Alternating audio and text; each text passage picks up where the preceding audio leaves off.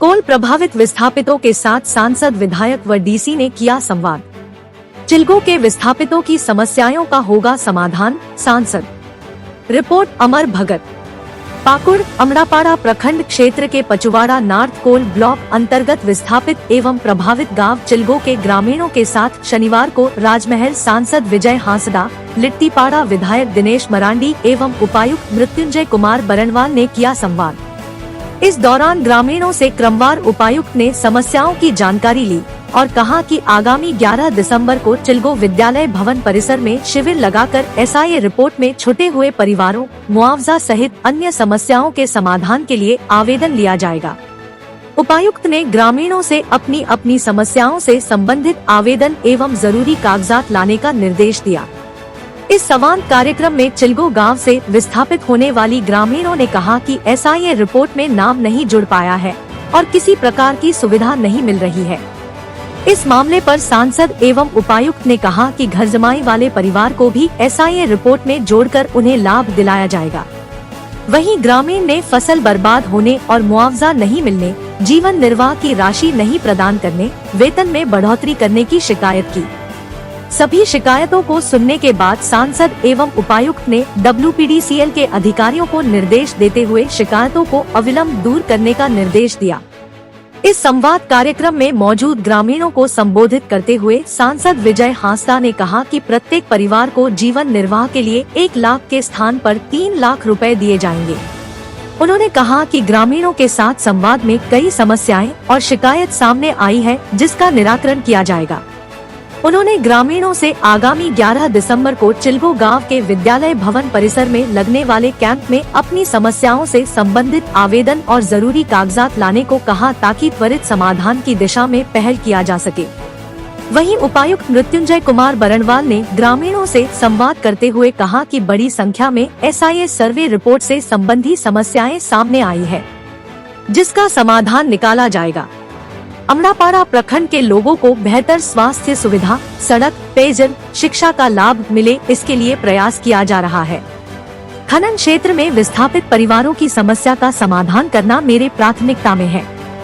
WPDCL एवं BGR को प्राथमिकता के आधार पर स्वास्थ्य सुविधा के लिए अस्पताल को हमेशा चालू रखने, खनन एवं उसके आसपास के क्षेत्र के वैसे ग्रामीण जो कुछ सीखना या कार्य करना चाहते हैं, उनका R&R के तहत 15 दिनों के अंदर सर्वे कराकर रिपोर्ट प्रस्तुत करने का निर्देश दिया।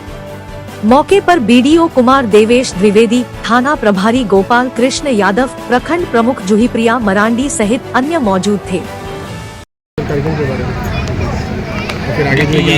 पहली बात ये सच ये कार्यक्रम नहीं था। ये एक्चुअली यहाँ पर बिशुनपुर और चिलगो जो विलेज है, जो आपका है सो WPDCL के तहत जो गाँव है, जहाँ पर कोई कोल परियोजना चल रही है, और वहाँ से जो विस्थापित जो लोग हैं, ये विस्थापित हो चुके हैं बिशुनपुर और चिलगो के विस्थापित की प्रक्रिया में।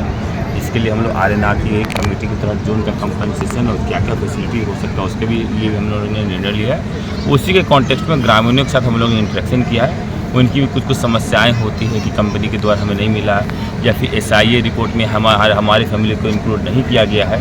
वो सब जो उनकी जो इश्यूज़ वगैरह हैं, या बच्चों का स्कॉलरशिप कुछ को मिल रहा है, कुछ को नहीं मिल रहा, उन सभी समस्याओं को समझने का प्रयास किया। मेरे साथ यहाँ पर माननीय सांसद, स्थानीय और माननीय विधायक भी साथ में थे, समझिए BDO MCO साहब भी थे, समझिए। और इसके सारे डिस्कशन करने के बाद ये निर्णय हम लोगों ने लिया कि कंप्लेन काफ़ी आते हैं, लेकिन कंप्लेन काफ़ी आधे अधूरे होते हैं, ग्रामीणों को उनकी जानकारी नहीं होती है, जिसके कारण है सो वो कंप्लेन है सो आगे फॉलो अप नहीं हो पाता। इसके लिए हम लोगों ने ग्रामीणों से ही पूछकर एक 11 दिसंबर को एक यहाँ पर कैंप करवा रहे हैं, और कैंप में पहले उन लोगों को बता दिया गया है कि जो भी उनके आवेदन हो, संबंधित डॉक्यूमेंट वगैरह सब साथ में लगा के रखेंगे। बल्कि यहाँ पर कंप्यूटर प्रिंटर का सेटअप भी रहेगा कि अगर वो ओरिजिनल ID लाएंगे तो वहीं पर फोटो करके सो अटैचमेंट करके एप्लीकेशन को टेकअप किया जाएगा, और सभी एप्लीकेशंस को स्क्रीनिंग किया जाएगा उसके एक सप्ताह के अंदर। और उसके बाद जो होने लायक आवेदन होंगे उसको सैंक्शन किया जाएगा, कंपनी को बोला जाएगा, इंक्लूड किया जाएगा हमारे R&R पॉलिसी में। अगर छूट गया है तो समझिए, जैसे 1-2 समस्या आ रहे थे कुछ फैमिली का कि जो यहीं पर घर जमाई बस गए हैं, उन पर टेकअप नहीं किया गया, उन सभी को टेकअप किया जाएगा। ऑलरेडी R&R कमेटी में हम लोगों ने इसका निर्णय लिया था। और दूसरी बात ये कहना चाहूँगी, यदि कुछ ऐसे भी आवेदन होंगे कि जिसका निष्पादन नहीं हो सकता है या जो जायज़ नहीं होंगे तो उनको राइटिंग में उनको बताया जाएगा। चूँकि ये प्रोविजन के तहत ये अलाउ नहीं है तो ये नहीं हो सकता कि ग्रामीणों के मन में किसी भी तरह की कोई संशय नहीं रहे, वो क्लियर कट रहे समझिए। और जो कहीं ना कहीं कोल परियोजना के तहत उनके मन में कहीं ना कहीं एक नेगेटिव थॉट कहीं डेवलप होता है तो वो भी खत्म हो जाए। मैं मानता हूँ कि जहाँ पर माइनिंग है तो वहाँ के ग्रामीणों को ज़्यादा से ज़्यादा उसका फ़ायदा मिलना चाहिए, वहाँ से ज़्यादा बेनिफिट मिलना चाहिए। सर यहाँ कोयला के लोग विस्थापित हो रहे हैं बिशुनपुर में जहाँ तक मैं समझता हूँ कि रफली 120 फैमिली के आसपास थे जो ऑलरेडी वहाँ पर शिफ्ट किए गए थे। और चिल्को का है सो 177 फैमिली है सो, और RNR कमेटी में उसके प्रपोजल वगैरह आए। लेकिन अभी भी 5-7 फैमिली के बारे में पता चल रहा है कि वैसे फैमिली हैं जो है सो घर जमाई बस गए हैं, शायद उनको टेकअप नहीं किया गया तो उन पर भी है तो हम लोग है तो उनका भी आवेदन जमा करवाया है और उसका भी 11 तारीख को उस पर आवेदन लेकर उस पर भी हम लोग निर्णय करेंगे। सर हमारा बड़ा प्रखंड क्षेत्र में ही मूल रूप से कोयला का खनन होता है, कोयला खनन से DMFT का फंड रिलीज होता है। यहाँ के क्षेत्र में बहुत सारी बाजार में समस्या है सर, जैसे सड़क का चौड़ीकरण नहीं हुआ, उसको डिवाइडर नहीं लगाया गया सर, हाई मास्ट लाइट की असुविधा। DMFT फंड से क्या सर इसको नहीं किया जा सकता, इस बारे में क्या करेंगे? DMFT फंड की बात कर रहा हूँ, सबसे पहले तो मैं ये कहूँगा कि अमरापाड़ा मेरे लिए टॉप प्रायोरिटी में है। अमरापाड़ा और वो पूरा रूट कोयले का, जहाँ से कोयले का मूवमेंट होता है, जो प्रायोरिटी सेक्टर होना चाहिए किसी भी DMFT फंड के लिए। सबसे पहले मैं ये कहूँगा कि अमरापाड़ा के जितने भी अनकनेक्टेड विलेजेस हैं जहाँ पर अभी भी रोड नहीं बनी है, जो पहाड़ी क्षेत्र के, उसका हमने एग्जीक्यूटिव इंजीनियर REO से मैंने सर्वे कराया था और उसमें सभी रोड का है जो अभी हम लोगों ने 2 दिन पहले इसका सैंक्शन किया। सर बाजार क्षेत्र की मैं बात कर रहा हूँ, बाजार क्षेत्र की भी बात कर रहा हूँ, मैं फिर कह रहा हूँ मैं प्रायोरिटी बेसिस पर टेकअप कर रहा हूँ। देखिए सौंदर्यीकरण एक पार्ट है, लेकिन मेरे लिए सबसे ज़्यादा प्रायोरिटी है कि वैसे विलेजेस जैसे कि अभी मलेरिया के कुछ क्षेत्र में देखने को मिले, लिट्टीपाड़ा में, कुछ अमरापाड़ा में मिल रहे हैं, और कुछ गांव ऐसे हैं जहां पर अभी भी रोड की सुविधा नहीं है। और रोड मैंडेटरी इसलिए होता है कि जब रोड होगा तभी बाकी चीज़ें फैसिलिटी आना मतलब कि हो पाता है समझिए। इसलिए हमने सबसे पहले प्रायोरिटी में रोड को टेकअप किया।